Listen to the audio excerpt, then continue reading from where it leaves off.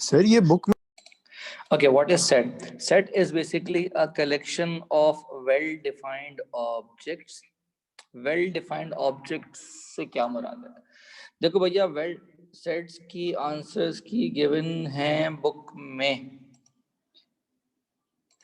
मैं चेक कर लेता हूँ बेटा, एक मिनट दो, अभी चेक कर लेता हूँ, अभी चेक कर लेते हैं कि ये सही है या नहीं है। मैं अभी चेक अभी अभी अभी चेक कर लेता हूँ।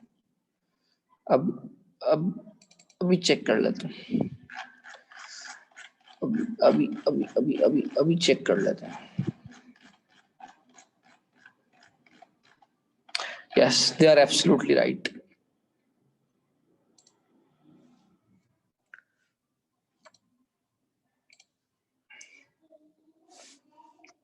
बिल्कुल ठीक है वो। ओके, सो वेल डिफाइंड का मतलब क्या है शाज़र? वेल डिफाइंड का मतलब ये है कि मैंने कहा कि set of boys in a class. तो सेट ऑफ बॉयज कहा तो फिर मैंने नाम लेना शुरू किए, शाहिद, राशिद, वाजिद, साजिद और रुखसाना। तो अब ये जो सेट है ये वेल डिफाइंड नहीं हुआ, क्योंकि इसमें जो रुखसाना नाम है वो नॉर्मली लड़कियों का होता है और हमने कभी सुना भी नहीं किसी लड़के का नाम रुखसाना। तो ये जो सेट है ये वेल डिफाइंड नहीं हुआ। फॉर सपोज अगर मैं आपसे कहूँ कि सेट ऑफ क्वाड्रिलेटरल्स, जिसमें मैंने कहा जनाब स्क्वायर, रोम्बस, रेक्टेंगल, काइट और फिर मैंने कह दिया उसमें सर्किल। सो ऑब्वियसली ये ऑड वन हो गया यहाँ पर, क्योंकि सर्किल जो है वो क्वाड्रिलेटरल नहीं होता। तो collection of well defined objects वाली बात समझ आ गई आपको?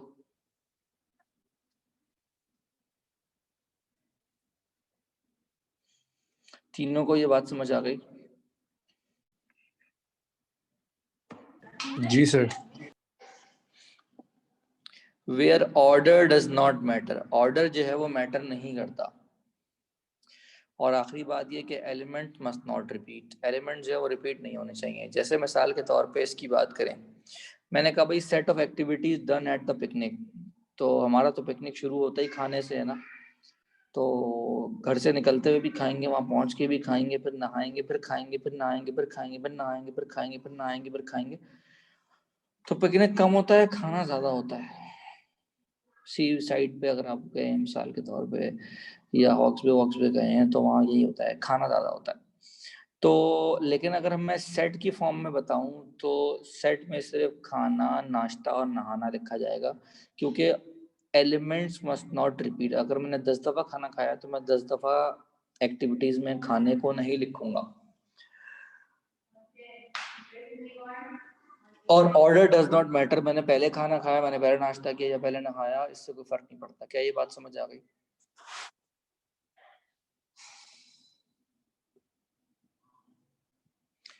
Okay, forms of set.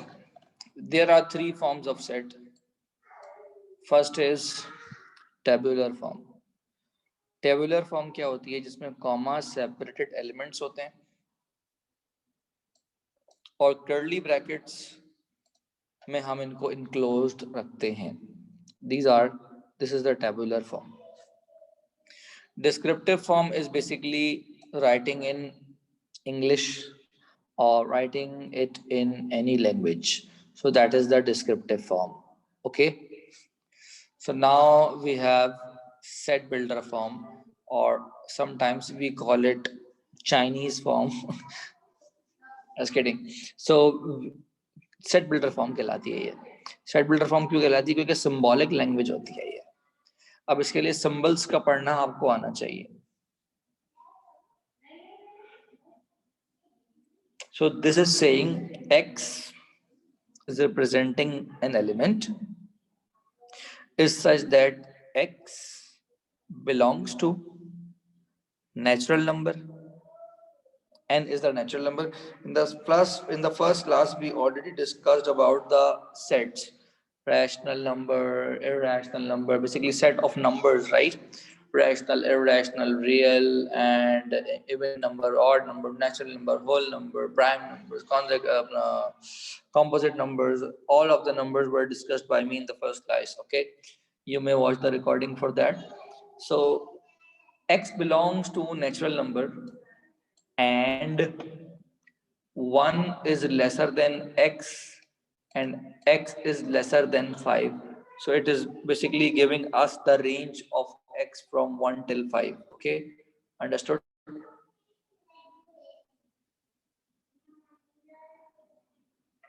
So symbols are really important for you. You must know that which symbol says what. Okay.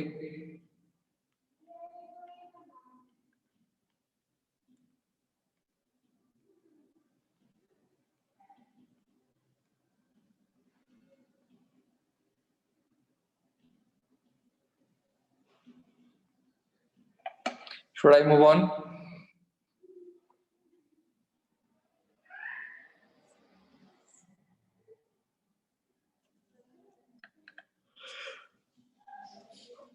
Okay, now discussing the operations on sets. So the basic operation is one of the basic operation is union. You better know the definition of it. The definition says it means combining the elements. And obviously, in combining, make sure that elements must not repeat, and order does not matter. So for suppose we have A 1, 2, 3, and for suppose we have B, that is 2, 3, 4. So A union B will be 1, 2, 3, 4. That is we have combined the elements, and B union A is also 1, 2, 3, 4.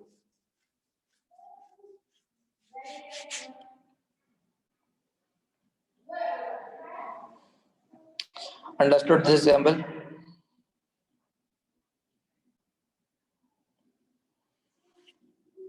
Okay, we can say that union is commutative.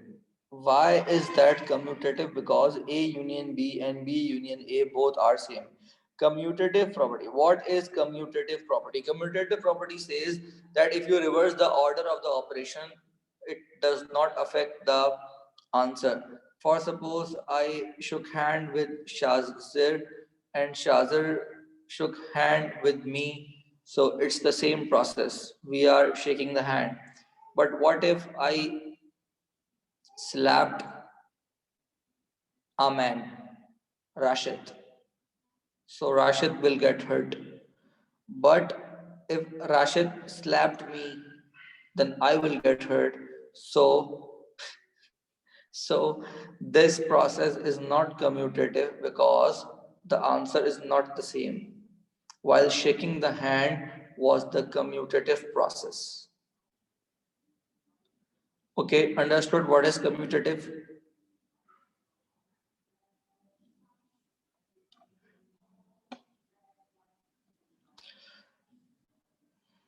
Hassan, Ji sir. understood what is commutative? Yes sir. Okay, so now moving on to associative. What does associative says? Associative says that if you want to apply operation on three of the elements, so if I solve B union C first, then unite it with A, or I start with uniting A and B and then uniting with C, so the answer remains the same. So whatever the operation is, I apply on any of the two elements, and then the answer of it will be operated with the third element, and when it does not change the answer, then the process is called associative.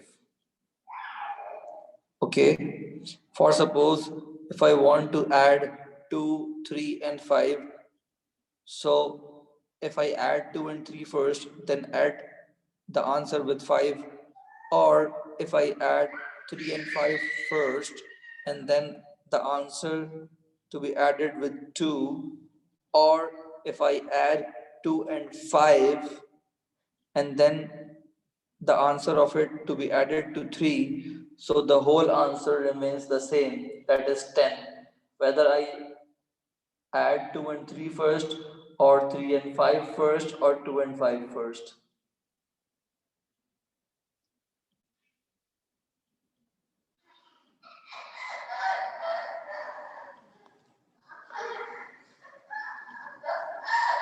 Understood about associative law?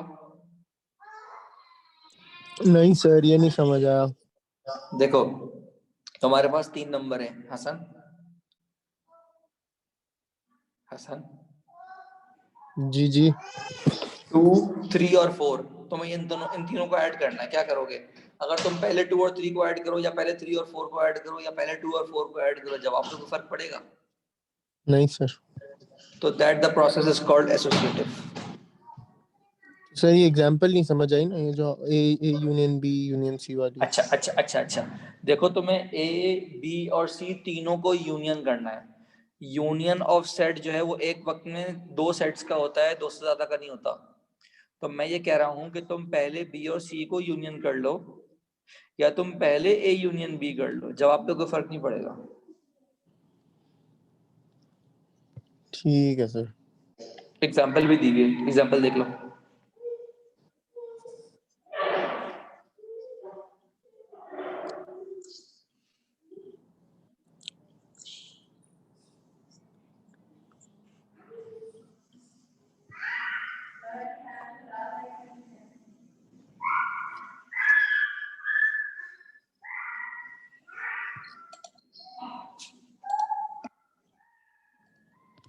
सही है sir. समझ आ गई example? जी sir. Okay, moving on to next.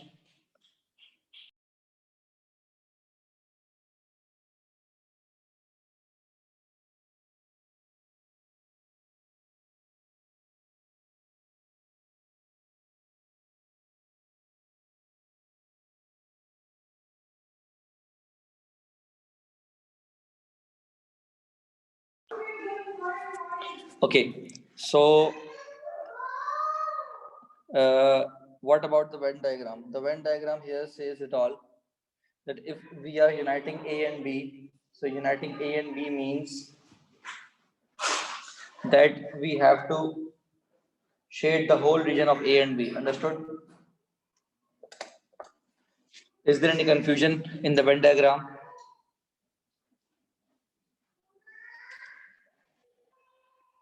Sir ये समझाया ना sir Venn diagram. Okay, देखो बेटा, ए यूनियन बी का मतलब क्या होता है? Combining A and B.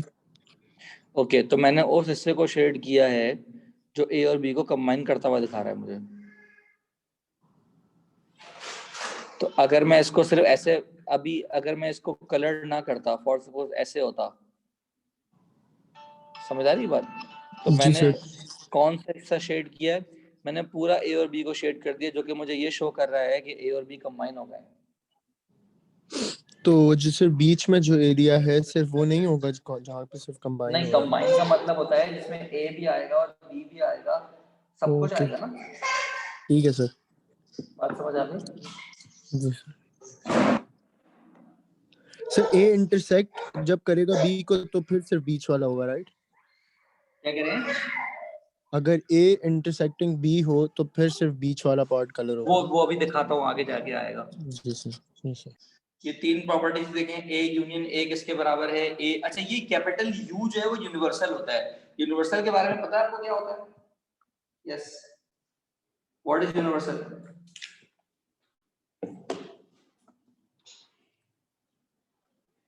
अभी बताएगा कोई कि what is universal set?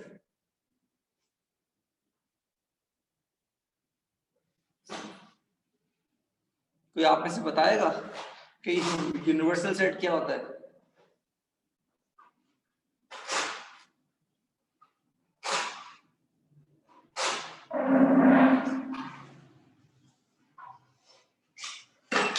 Basically, a universal set is a set which contains all the elements.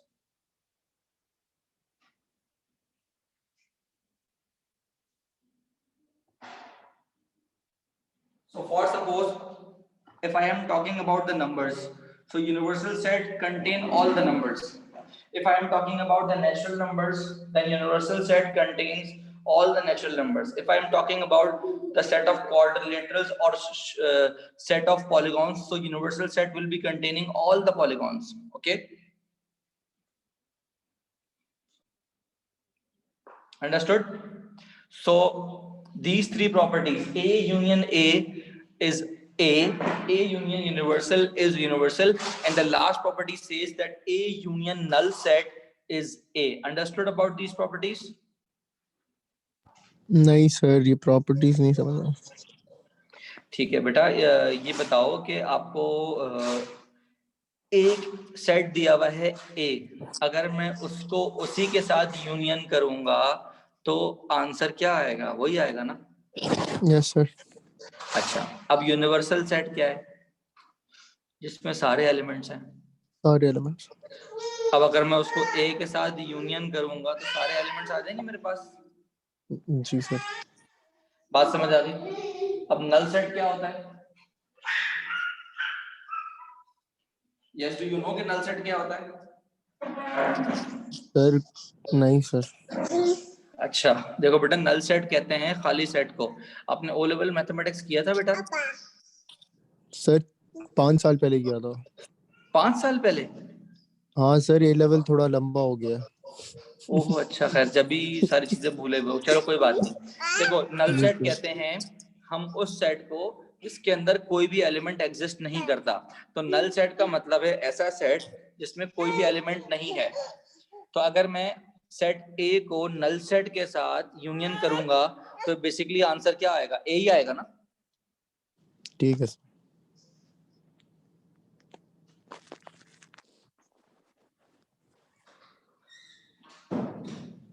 यहाँ तक बात क्लियर हो गई? जी sir. Okay, now talking about intersection. Intersection का मतलब क्या होता है? इंटरसेक्शन का मतलब होता है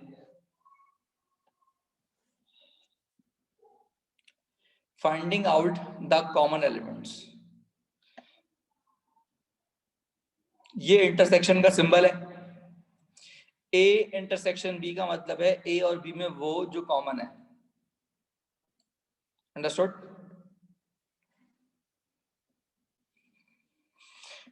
बी इंटरसेक्शन ए का मतलब है जो बी और ए में कॉमन है. बात समझ आ गई? हसन, बात समझ आ गई? जी सर. ओके, सो कम्यूटेटिव तो बता दिया मैंने. आप देख सकते हैं कि ए इंटरसेक्शन बी और बी इंटरसेक्शन ए दोनों आंसर बराबर हैं, तो इसको हम कह सकते हैं कि इंटरसेक्शन कम्यूटेटिव है.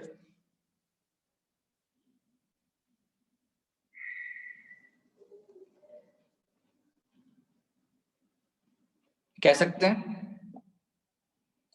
सर तो एसोसिएटिव ही हुआ ना? एसोसिएटिव भी होगा. नीचे दिखाऊंगा एग्जांपल. ये देखो,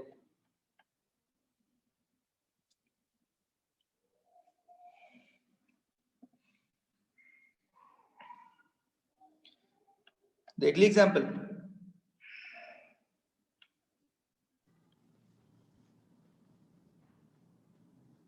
देख लीजिए. समझ आ गई? जी सर.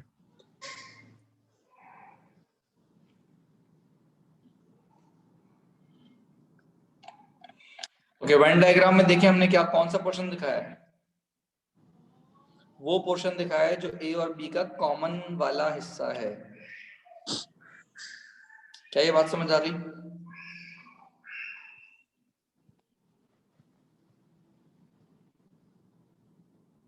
क्या ये बात समझ आ गई? तो सर ये इंटरसेक्शन हुई ना? जी बेटा, इंटरसेक्शन ही पढ़ा रहा हूँ ना अभी तो. जी सर. सम अदर प्रॉपर्टीज देख लें क्या कहती हैं. ये तीनों प्रॉपर्टीज समझ में आती हैं या मुझे एक्सप्लेन करनी है? प्लीज बताइए मुझे.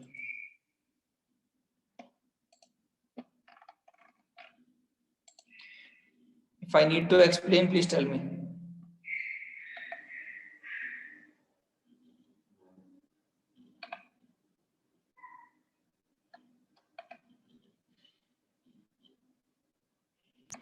अभी सही है सर, एक्सप्लेन करनी है या समझ आ गई है? सही है सर, समझ गया। ठीक है, डिफरेंस पे आ जाइए। डिफरेंस का मतलब क्या होता है? Difference means, it means omitting the common elements, कि मैं कॉमन एलिमेंट्स को ओमिट कर दूं। तो मुझे बताओ पहले ए और बी में कॉमन एलिमेंट्स कौन से हैं? 2 और 3 हैं।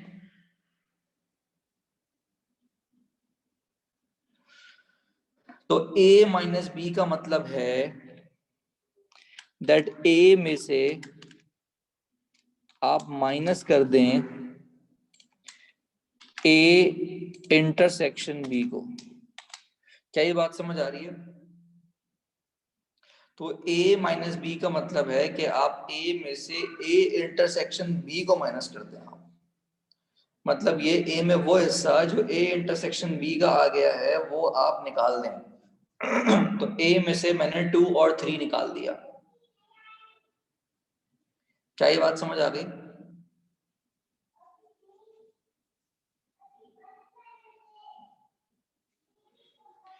इसी तरीके से b माइनस a का मतलब है कि b में से आप माइनस कर दें b इंटरसेक्शन a को। क्या ये बात समझ आ गई? तो b में से वो हिस्सा निकाल दें जो b और a का कॉमन है। तो b माइनस a का ये मतलब है।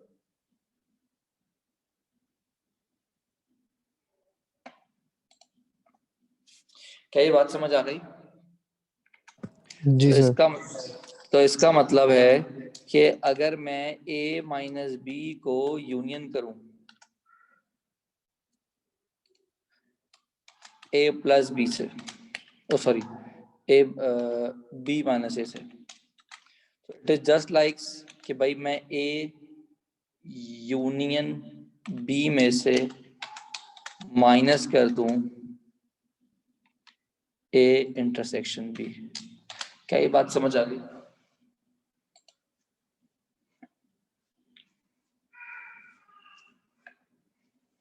क्या ये प्रॉपर्टी समझ में आ गई?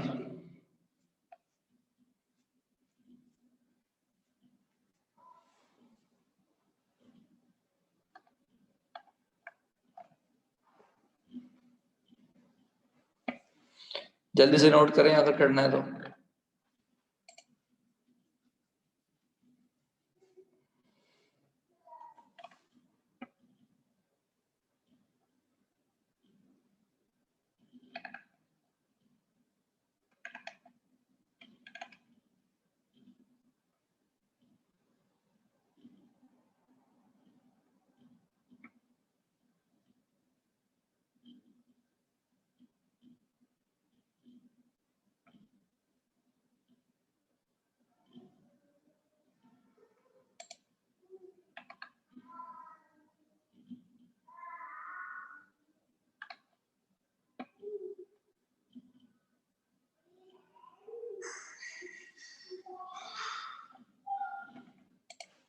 Okay, so you can clearly see that difference is neither commutative nor associative.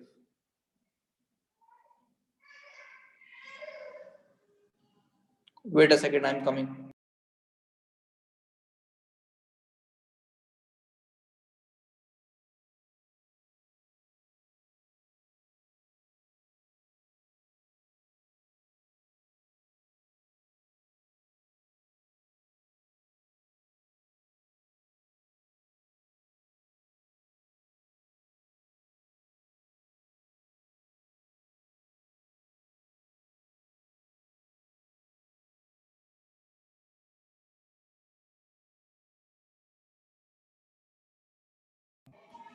Okay.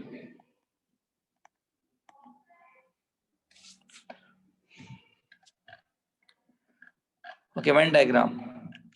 A minus B means that I am omitting that portion from B, sorry, that portion from A, which was the common part. Understood?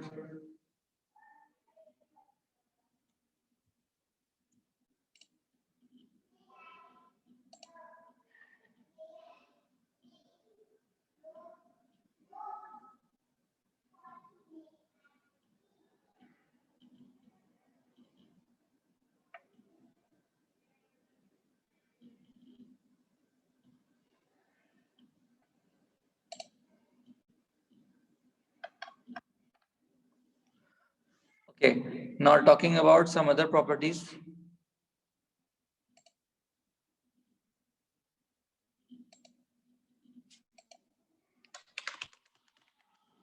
Some other properties आ गई समझ में या समझाऊं?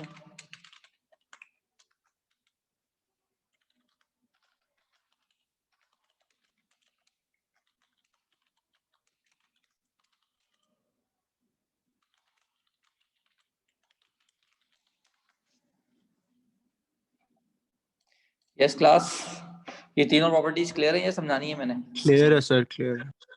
ठीक है ठीक है ठीक है, मरम्मत में तो नहीं कह रहे? नहीं सर, सर वो वेन डायग्राम में आपने हाँ हाँ ए में से आपने बी माइनस करना है ना, ठीक है ठीक है। तो जो कलर्ड पोर्शन है, हाँ हाँ वो मेरा कलर्ड आंसर है। पोर्शन आंसर है या फिर वो नहीं नहीं, खाली कलर्ड वाला? पोर्शन कल जहाँ लाइनें बनी हुई वो आंसर है मेरा। ठीक है सर। ये आंसर है, ये आंसर है। ठीक है सर। सही।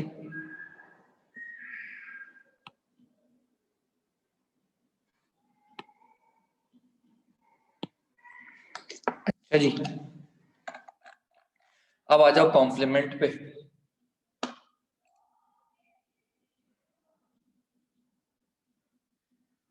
कॉम्प्लीमेंट देखें क्या होता है।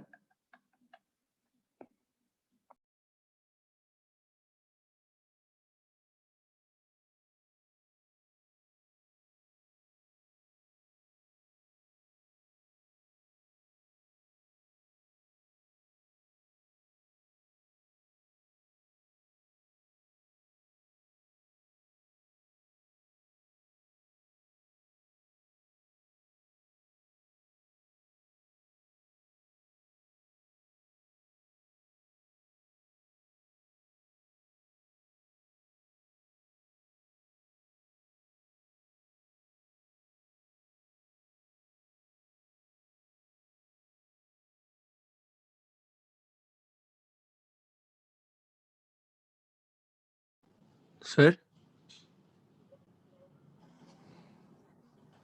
यस, आगे बढ़ जाऊं? सर जो यूनिवर्सल में प्रेजेंट है बट सेट में प्रेजेंट नहीं है, वो होगा ना आंसर? जी बिल्कुल ऐसे ही है। ठीक है सर। सर कॉम्प्लीमेंट ओके, जो होता है वो नॉट इंक्लूडेड होता है ना, इसको नॉट कहते हैं ना, a not b not. Yes you can say that. सही है। Okay, so Venn diagram is clear I think. Yes.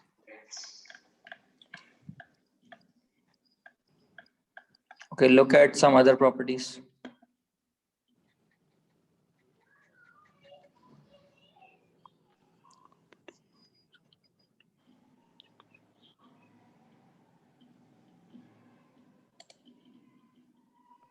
Sir इसमें शेडिंग का तो आंसर नहीं आएगा ना, शेडिंग क्वेश्चन जिसमें आपको शेड करना हो, क्या कह रहे हैं? इसमें तो नहीं आएगा ना जिसमें आपको शेड करना होगा। आईबीए में? जी। यार आ तो कुछ भी सकता है भाई आईबीए में। आईबीए वाले भाई अपनी मन तक के हैं, कुछ भी बना देते हैं पेपर।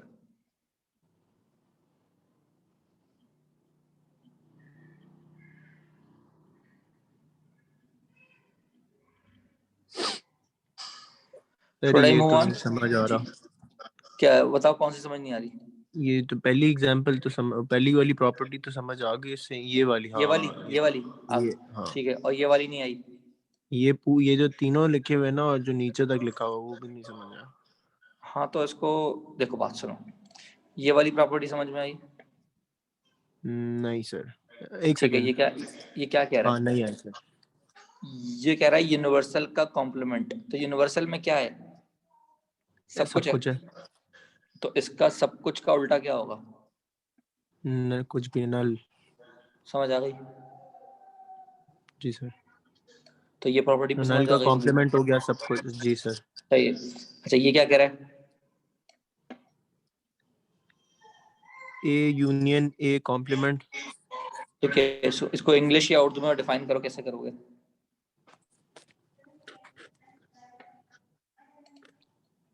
इसको इंग्लिश में या उर्दू में डिफाइन करो, कैसे डिफाइन करोगे?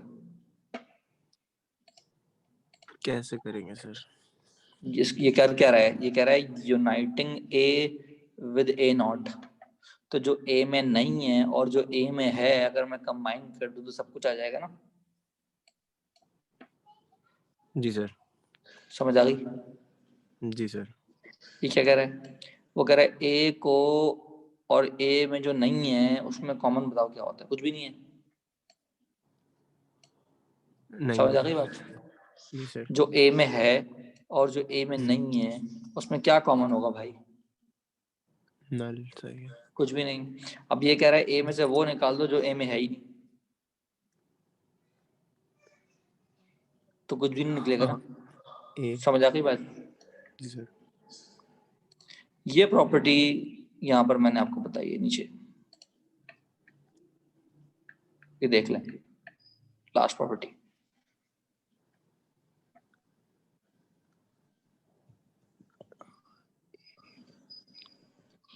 समझ आ गई है? सर एक सेकेंड।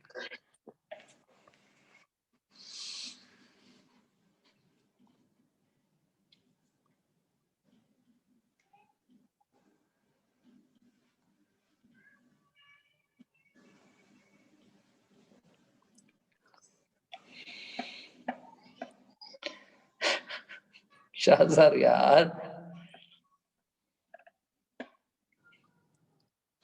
नहीं सर, नहीं समझ आई। भाईजान लेफ्ट हैंड साइड क्या लिखी हुई है? ए कॉम्प्लीमेंट माइनस बी कॉम्प्लीमेंट। तो ये है ए कॉम्प्लीमेंट, ये है बी कॉम्प्लीमेंट। तो माइनस का मतलब क्या होता है? डिफरेंस। माइनस का मतलब होता है कि जो दोनों में कॉमन है ना वो हटा दो, तो 5 हट जाएगा, सिर्फ 4 बच जाएगा। समझ आ गई बात?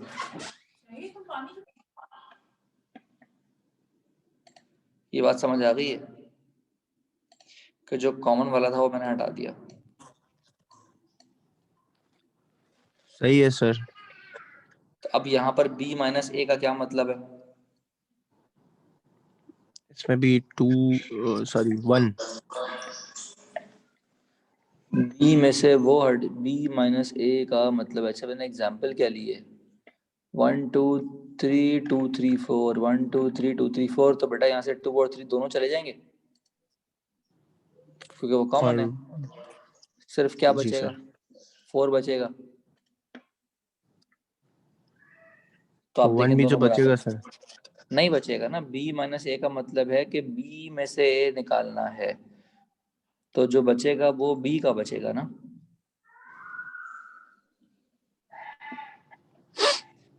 b माइनस ए का मतलब है कि b में से कॉमन वाले निकाल दो, तो सिर्फ b को देखो क्या बचा है उसके ओ पास। सही है सर, सही है। तो दोनों बराबर हो गए, बात समझ आ गई? जी sir. Okay, De Morgan's law क्या कहता है आपसे? डी मॉर्गन्स लॉ ये लॉ है कि ए, ये रट्टा है, ए यूनियन बी होल कॉम्प्लीमेंट बराबर है ए कॉम्प्लीमेंट इंटरसेक्शन बी कॉम्प्लीमेंट के।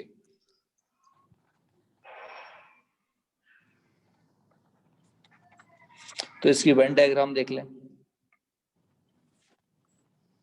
इसकी वेन डायग्राम कहती है कि A union B whole complement का मतलब है कि ए यूनियन बी के अलावा सब कुछ।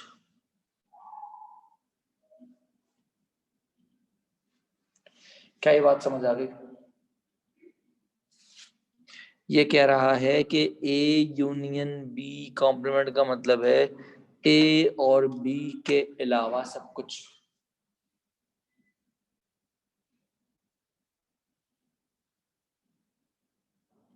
क्या ये बात समझ आ गई सबको?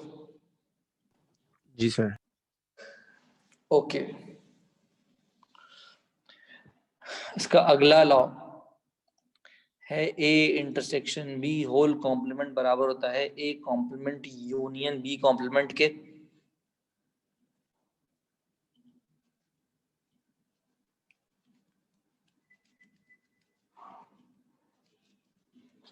और ये लॉ ये कहता है कि ए इंटरसेक्शन, इसकी वेन डायग्राम बनेगी ये लेफ्ट साइड से, A intersection B whole complement का मतलब है कि ए इंटरसेक्शन बी के अलावा सब कुछ।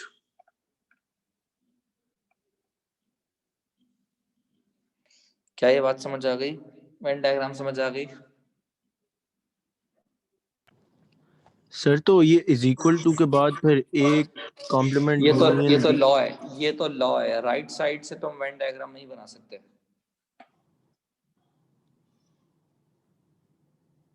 राइट साइड से वेन डायग्राम बनाना। सर जरा ऊपर करें, मैं था नहीं, जरा ऊपर स्क्रॉल कर लें प्लीज। हाँ हाँ कर लिया। नहीं तो सर वो समझ नहीं आया मुझे कि वो राइट पे इस तरह लिखा हुआ क्यों है, ए कॉम्प्लीमेंट यूनियन बी कॉम्प्लीमेंट। यार ये लॉ है यार हसन, हसन ये तो लॉ है यार, ये तो सर लॉ मैथमेटिकल समझाए लॉ ना है सर, यार। वो इंटरसेक्शन यूनियन किस तरह बदल गया ये नहीं समझ आया मुझे। अच्छा मैं नीचे एग्जाम्पल दूंगा, सबर करो। सर ये वाला समझ नहीं आया मुझे। ए इंटरसेक्शन बी नॉट मतलब जो इंटरसेक्शन है ये हटा के सब होगा ना, तो मतलब ए और बी भी तो होगा शेड, सिर्फ इंटरसेक्शन नहीं होगा। ये वाली डायग्राम है इसकी, ये रही। अच्छा हाँ हाँ सही है सही है, मैं कंफ्यूज हो गया। तो ऊपर वाली समझे? जी जी। अच्छा, और रही बात हमारे हसन भाई की, तो हसन भाई ये रही आपकी, आपके लिए एग्जाम्पल तैयार है, देख लें आप। देखो मैंने ए यूनियन बी निकाला, मैंने A union B whole complement निकाला, मैंने ए इंटरसेक्शन बी निकाला, मैंने A intersection B whole complement निकाला, मैंने सब कुछ निकाल लिया। अब देख लो कौन किसके बराबर है। देखो पहले मैंने ए यूनियन बी निकाला, ओके हो गया। जी सर। उसके बाद मैंने इसका होल कॉम्प्लीमेंट निकाला, ये बात समझ आ गई? जी सर। फिर मैंने ए इंटरसेक्शन बी निकाला, फिर मैंने उसका होल कॉम्प्लीमेंट निकाला, फिर मैंने ए कॉम्प्लीमेंट निकाला, और फिर मैंने बी कॉम्प्लीमेंट निकाला, और फिर मैंने उनका यूनियन और उनका इंटरसेक्शन निकाला। तो मैंने ये देखा कि ये चीज इसके बराबर है और ये चीज इसके बराबर है। बात समझ आई? जी सर। पक्का क्लियर हो गई? सर ये ए जी, यूनियन बी में ई भी तो आएगा। ए यूनियन बी में ई तो नहीं आएगा क्यों? बेटा, ए यूनियन बी। अच्छा अच्छा सही सही सही समझ आ गया, सॉरी सॉरी। जल्दी से नोट कर लें इसको, एग्जाम्पल को।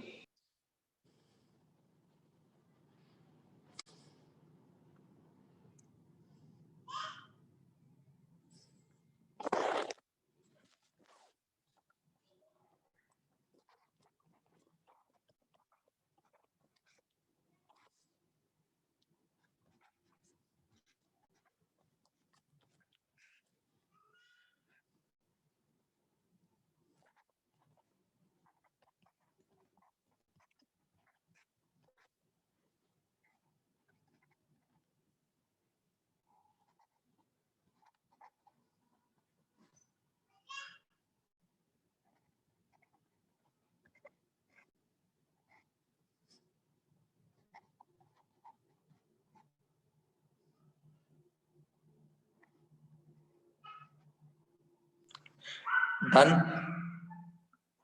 सर अभी कर रहा हूँ। कर ले।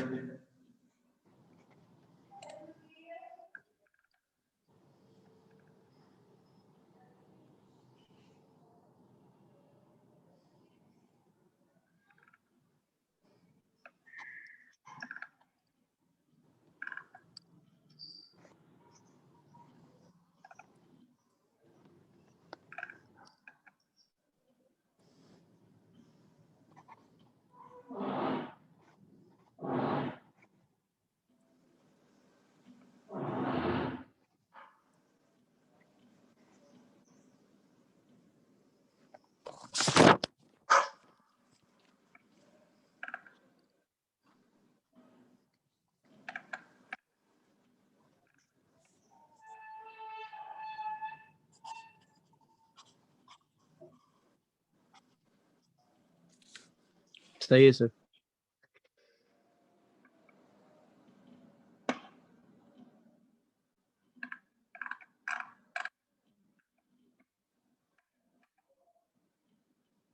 Done.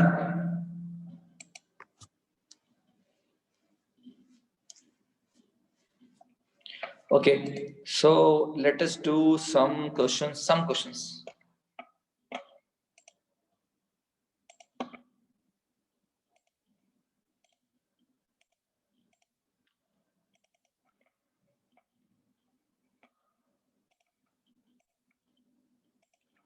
Wait for a while.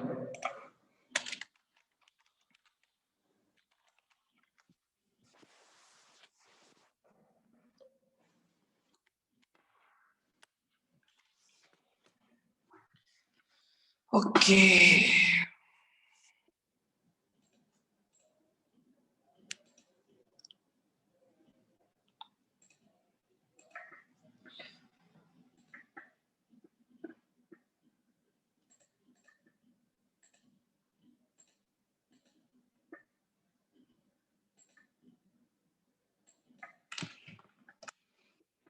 Okay, we haven't studied subset yet. So asking for question number 4. Okay, so A complement means X such that X belongs to U and does not belongs to A. Its answer should be option D. Is there any confusion?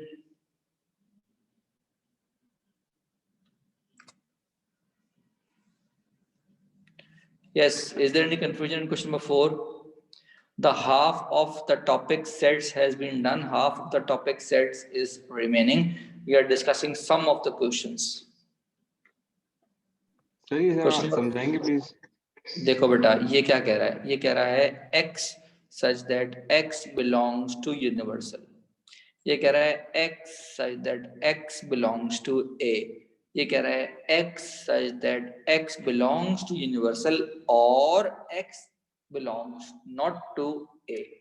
But actual answer is x such that x belongs to universal and x does not belongs to A. ये कहना चाह रहा है कि इसकी definition क्या है? इसकी डेफिनेशन ये है कि x ऐसा x जो तो यूनिवर्सल से तो बिलोंग करे लेकिन A से बिलोंग ना करे। बात समझ आई? जी जी। Okay. Question number 9 are basically laws and all are true. Please note these down in your copy or register or anything. You must know these. Sir कौन से लॉ? ये 4, 1 2 3 4 ये डिस्ट्रीब्यूटिव लॉज होते हैं। इनमें से कुछ गलत भी तो है? कोई एक भी गलत नहीं है इसमें।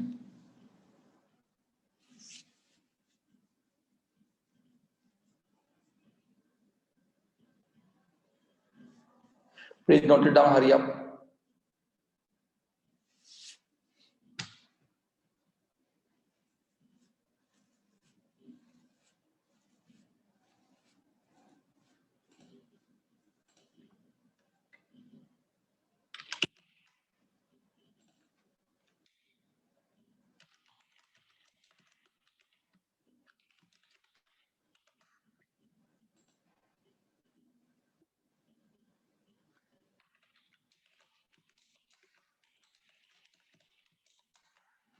Better done.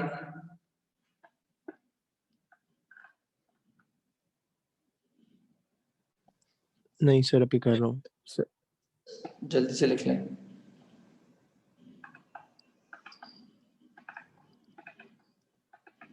सर सेकंड वाली प्रॉपर्टी समझाएंगे? ये वाली? जी सर। यार बेसिकली दीज आर लॉस, इसमें समझाने वाला ये कुछ नहीं है। हाँ, इसको तुम अगर समझना चाहते हो तो एग्जाम्पल ले सकते हो कि मैं जो हूँ वो एग्जाम्पल कंसिडर कर लूँ ए और बी और सी के लिए। तो अगर तुम कहो तो मैं एग्जाम्पल शो कर दूँ तुम्हें। नहीं सर, सही है। इसको तुम इस तरीके से देख सकते हो कि पहले ए और बी इंटरसेक्ट होगा और बीच में फिर यूनियन आएगा, फिर उसके बाद समझ रहे हो ना क्या करना चाह रहा हूँ? जी सर। फिर उसके बाद ए जो है वो इंटरसेक्शन होगा सी के साथ, 1 by 1 होगा ये। समझ आई? जी सर।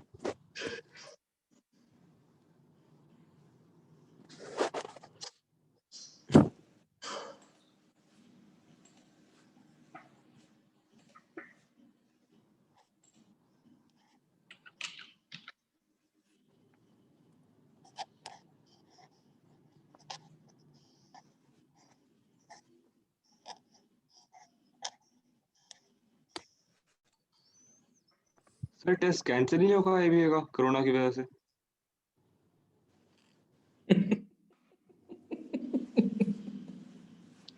कौन है ये?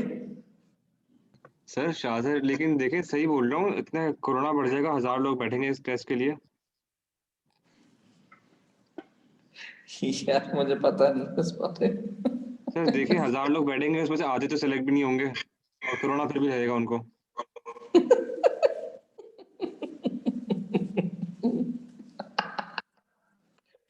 सही जा रहा है बेटा।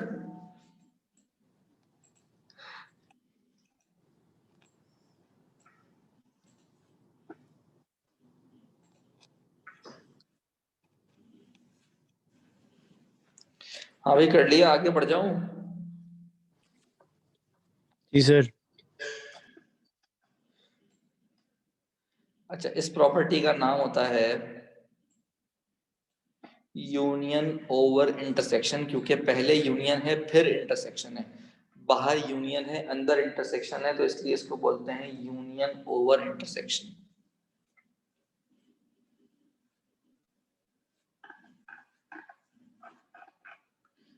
ठीक है, इसके नाम में कोई इशू? सर क्या नाम है, रिपीट कर देंगे प्लीज? देखो पहले क्या लिखा हुआ है, यूनियन ना, और फिर क्या लिखा हुआ है, इंटरसेक्शन। तो ऑप्शन सी है ये।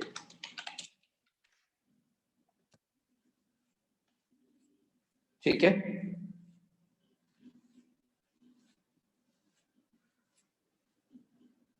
बात समझ आ गई है? जी। ओके, क्वेश्चन 12 अभी हमने पढ़ा नहीं, क्वेश्चन 13 आप कर सकते हैं। ऑप्शन डी आएगा, कर सकते हैं।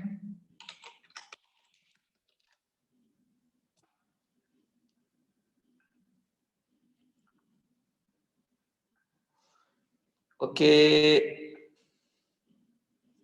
क्वेश्चन नंबर 15 अभी नहीं कर सकते, 14 अभी नहीं कर सकते। ये बताएं क्वेश्चन नंबर 16 क्या कह रहा है? क्वेश्चन नंबर 16 ये कह रहा है कि एक्स स्क्वायर जो है वो 16 के बराबर है एंड 2x बराबर है 4 के। अगर मैं यहां से आंसर निकालूं तो ये आएगा +-4 और x बराबर आएगा 2 के। तो इसका आंसर आएगा नल सेट। नल सेट क्यों आ रहा है? क्योंकि दोनों कंडीशंस आपस में मिसमैच कर रही हैं। क्या ये बात समझ आ गई है?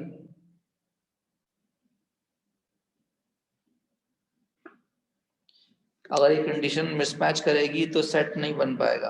इन दोनों सर कंडीशन का वैल्यू डाल दिया ना इसमें? एक्स की वैल्यू नहीं डालनी, एक्स की वैल्यू निकालनी है, और एक्स की वैल्यू एक दूसरे को सेटिस्फाई नहीं कर रही, तो इसलिए नल सेट बनेगा। सर अगर दोनों की सेम वैल्यू हो तो फिर प्रॉपर सेट होगा। तो फिर कुछ ना कुछ आंसर बनेगा, उसको प्रॉपर सेट नहीं बोलेंगे, उसको कुछ ना कुछ आंसर बनेगा, वो नल सेट नहीं कहलाएगा। वो प्रॉपर सेट तो अलग चीज है, वो कल करूँगा, नेक्स्ट क्लास में करूँगा। सर ये फिर क्या होगा आंसर अगर वो मैच कर जाता दोनों, बी या मिसाल ए? के तौर पे, मिसाल के तौर पे अगर यहाँ पर 8 होता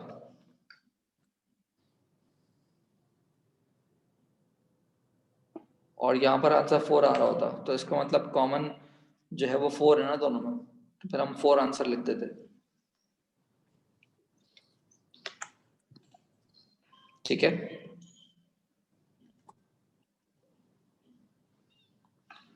ओके 17 छोड़ दीजिए, 18 very easy question, you can do it by yourself, it's option सी।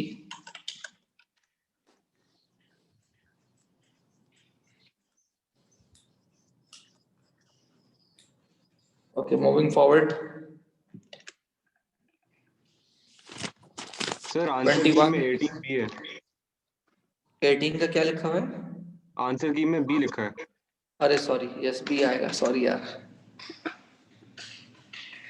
मैंने ये गलत कर दिया, बी आएगा। प्राइम नंबर्स बोले हैं उसने, सॉरी। 45 और 49 प्राइम नंबर्स नहीं है।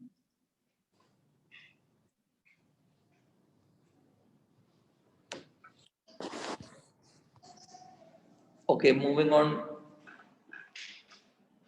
21 can be done by you.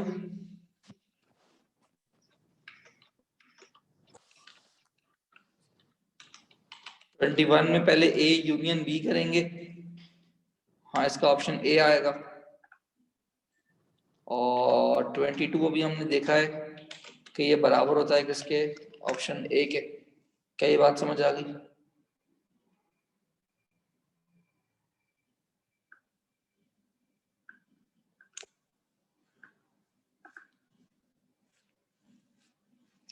Twenty six बताइए।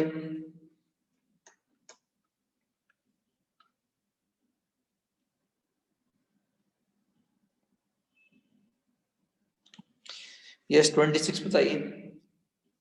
सर 22, अभी आपने 26 से पहले 22 कराया ना? हाँ, उसका आंसर क्या था सर?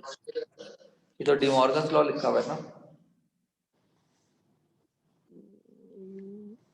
ए आंसर है इसका? जी जी। ठीक है। 26 का बताएं, 26 का।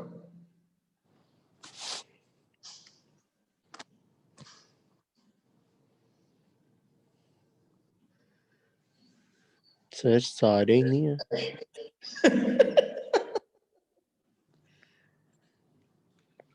नहीं भाई, सर 2 होगा पर, अच्छा नहीं 2 भी नहीं हो सकता अकेला। सर बी है आंसर। यार इसका आंसर डी है, डी।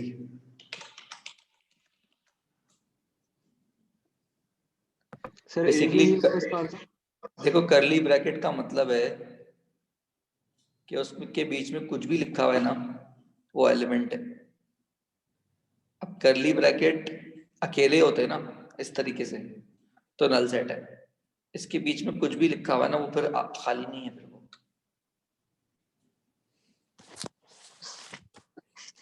तो सिर्फ ये दोनों करेक्ट होंगे।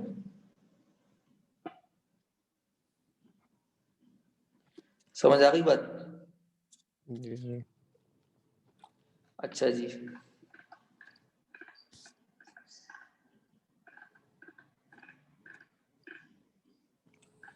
थर्टी टू, 33, 34, 35, 36 जल्दी से करेंगे।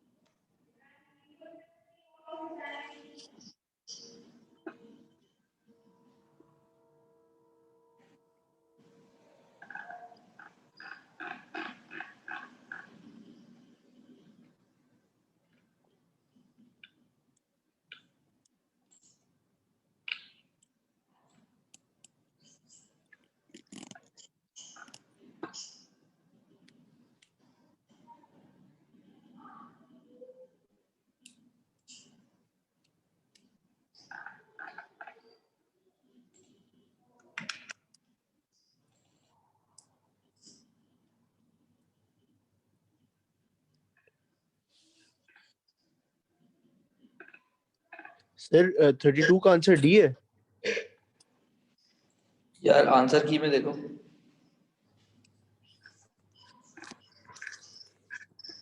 सर एक ही हुआ है अभी तक तो। जल्दी करें।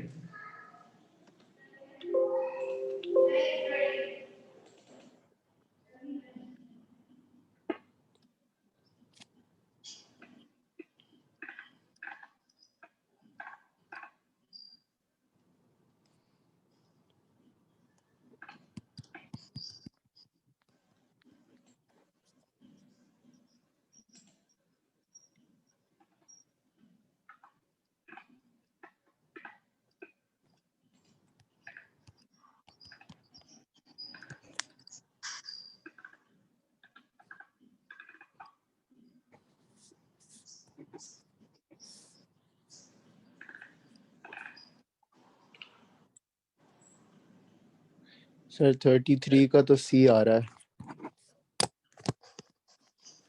जो भी आ रहा है आप चेक करें, सही आ रहा है गलत आ रहा है। वो एक कंफर्म कर रहा है फिर नीचे लड़का।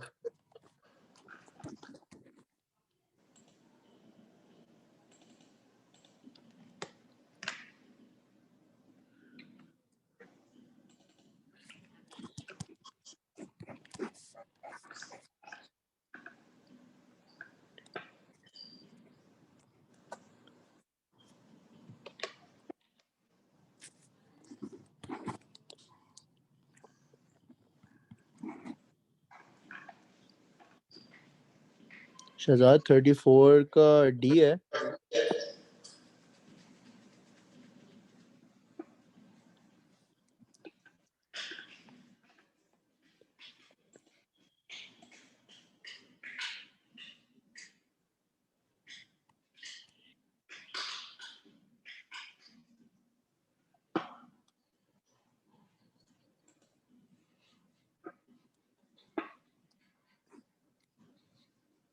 आंसर की दीजिए भाईजान, आंसर की दीजिए भाईजान।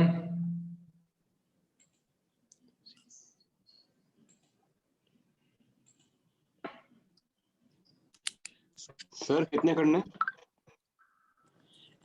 यार ये आपने करने हैं 36 तक करो फिलहाल।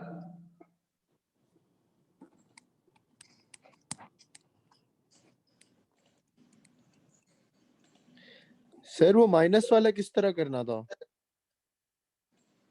अभी करा देता हूँ, सर 35 में है। अभी करा देता हूँ।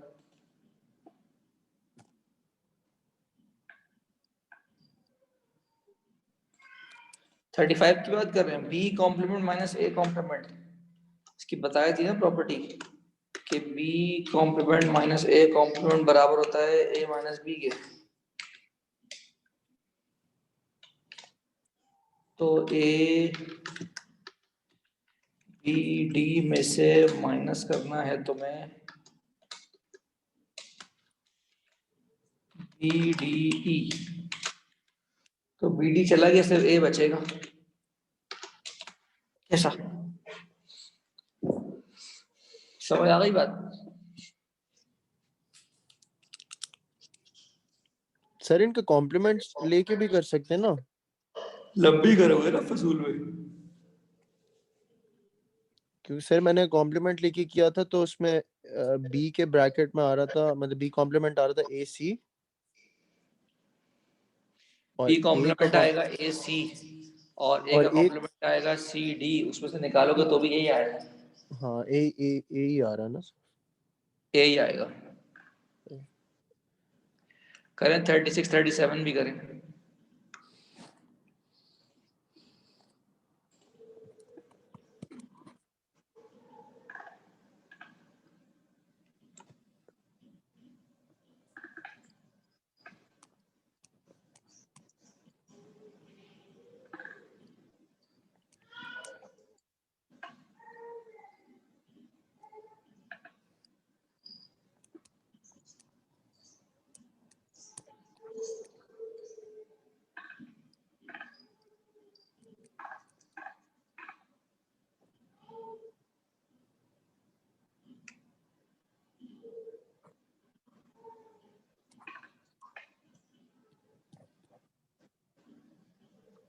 सर 36 का डी है मेरे ख्याल में।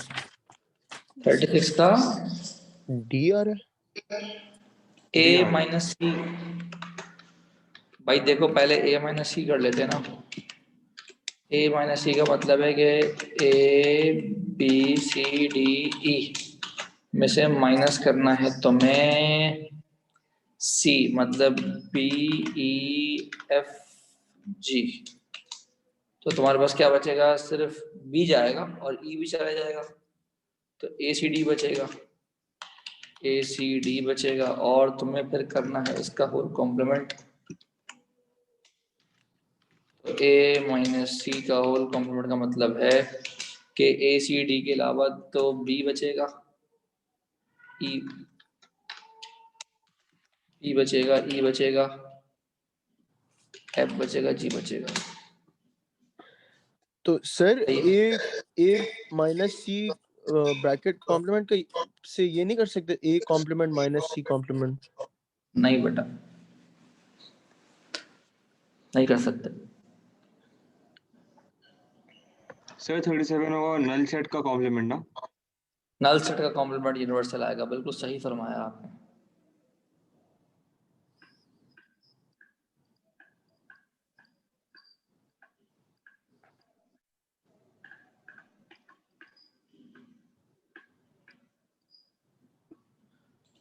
फोर्टी टू को देखें क्या कह रहा है। ये कह रहा है ए intersection b union a intersection सी, तो option d is the answer.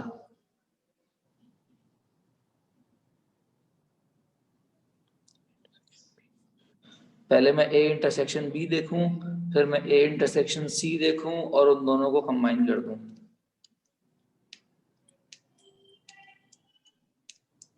बात समझ आ गई है? जी सर। अच्छा 43 की जो डायरेक्ट है वो मुश्किल है, तो मैं अगर इस फॉर्मूले इसको डिस्ट्रीब्यूटिव लॉ के तहत बंद कर दूं तो ये हो जाएगा ए यूनियन बी इंटरसेक्शन सी। तो इसका मतलब मैं पहले बी और सी का इंटरसेक्शन निकालूं और फिर उसको ए के साथ यूनियन कर दूं, तो option A will be the answer.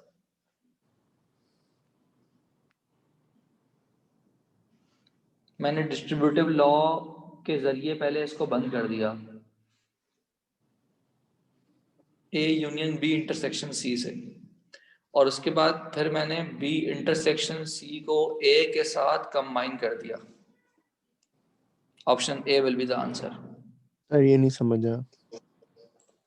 इसका डिस्ट्रीब्यूटिव लॉ इसके बराबर होता है जब शुरू में अभी आपको डिस्ट्रीब्यूटिव लॉज लिखवाए थे, पहले जी तो ये सर। बात समझ लो। अब मैं इसकी वेन डायग्राम बनाऊं या मैं इसकी वेन डायग्राम बनाऊं, बात एक ही है। मेरे लिए आसान यह है कि मैं इससे बना लूं। तो पहले मैंने क्या किया, बी इंटरसेक्शन सी निकाला और उसको ए के साथ कंबाइन कर दिया, तो ऑप्शन ए आ गया। ऑप्शन ए में क्या कह रहा है कि ए कंबाइन हुआ है बी और सी के इंटरसेक्शन से। क्या ये बात समझ आ गई? जी सर।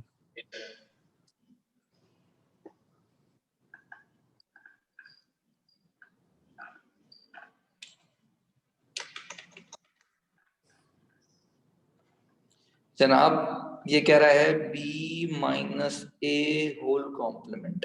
इसका मतलब है कि b में से a को निकालो और कॉम्प्लीमेंट का मतलब है उसका रिवर्स, तो option B is the answer.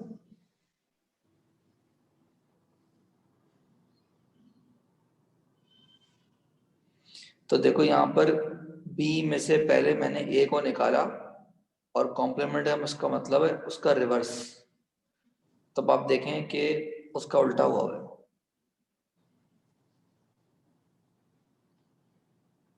Sir अगर b इसमें कॉम्प्लीमेंट नहीं होता तो ये सिर्फ बी कलर होता, राइट? अगर इसमें कॉम्प्लीमेंट ना होता ना तो ये ऐसा होता। समझ आ गई बात? जी सर।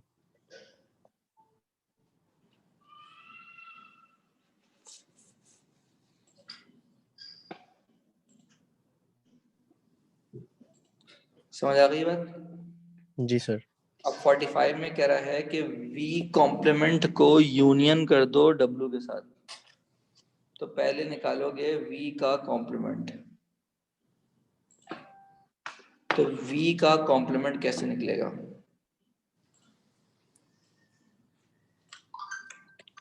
सर इसका आंसर बी है। एक मिनट ना बेटा,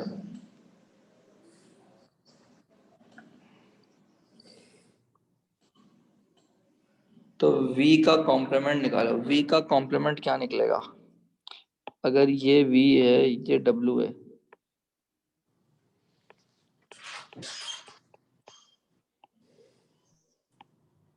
तो ये है V कॉम्प्लीमेंट। बात समझ आ गई? और उसके बाद वो कह रहा है इसको कंबाइन कर दो। किसके साथ कंबाइन कर दो? सर डी W आंसर है के ना साथ। इसका? तो ये W के साथ मैंने कंबाइन कर दिया, तो इसका आंसर D आएगा। और एक्चुअल आंसर वो आएगा जो मैंने बनाया। बात समझ आ गई? सर जब कॉम्प्लीमेंट हो तो अगर फॉर एग्जांपल W और V के बीच में कॉम्प्लीमेंट है तो मतलब बाहर का भी आएगा ना एरिया? जी, कॉम्प्लीमेंट का मतलब उसके बाहर का।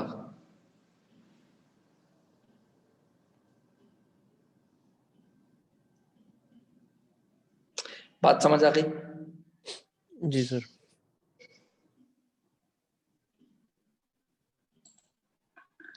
अब V complement minus W complement बिल्कुल ऐसे ही है जैसे तुम W माइनस V कर लो, कि W में से V को निकाल दिया। D is the answer. बात समझ आ गई?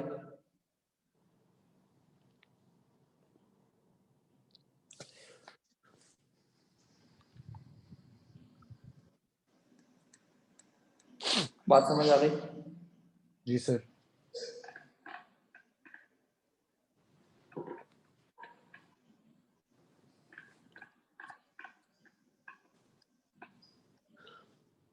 सर इसका क्वेश्चन नंबर प्रैक्टिकल लाइफ में क्या काम है? जो तुम्हारे सामने सवाल लिखा हुआ है वो आ गया प्रैक्टिकल लाइफ में सवाल।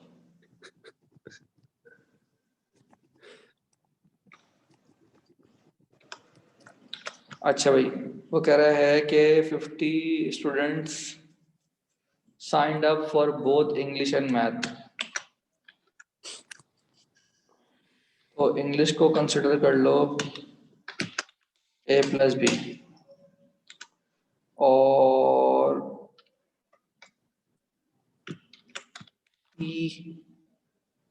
इंटरसेक्शन मैथ को कंसिडर कर लो B, और मैथ को कंसिडर कर लो B+C। तो कह रहे 50 signed up both for English and math. तो 50 वो हो गए जो दोनों में, 90 वो हैं जो या तो इंग्लिश में थे या तो मैथ में थे। तो इसका मतलब 90 वो हैं जो A+B+C हैं।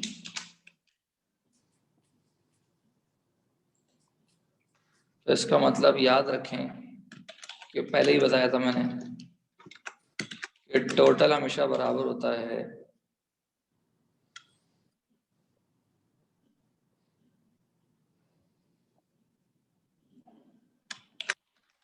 आइदर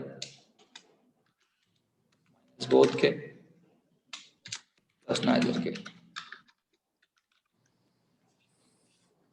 इसको आप ऐसे भी लिख सकते हैं कि टोटल जो है ना वो हमेशा बराबर होता है A यूनियन B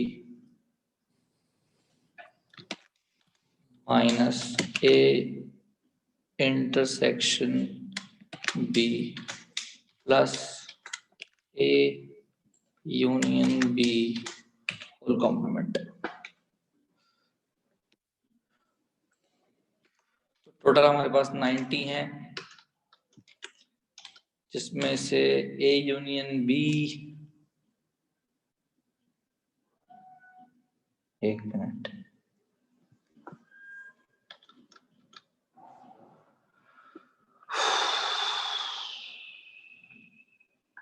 यहाँ तक बात समझ आ गई है? हाँ देख लेते हैं, अभी करवा देता हूँ। तो यहाँ पर b की वैल्यू मेरे पास अगर 50 है तो a प्लस सी जो है वो बराबर आ जाएगा 40 के, और अगर मैं a plus C plus 2b करूंगा, 25 are taking English but not math. Okay यहाँ पर बेटा मुझे a की वैल्यू दी हुई है 25, तो सी पेपर 15 आएगा। मैं आपको वेन डायग्राम से समझा देता हूँ। देखो बेटा वेन डायग्राम से हो क्या रहा है कि जनाब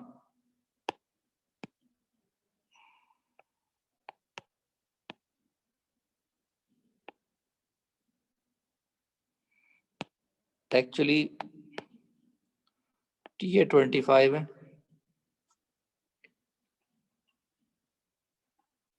सही है। टोटल 90 है, 50 वो हैं जो सब में है, ये x है, तो 25 प्लस 50 माइनस x नहीं होगा? नहीं, क्यों? सवाल गौर से पढ़े आप।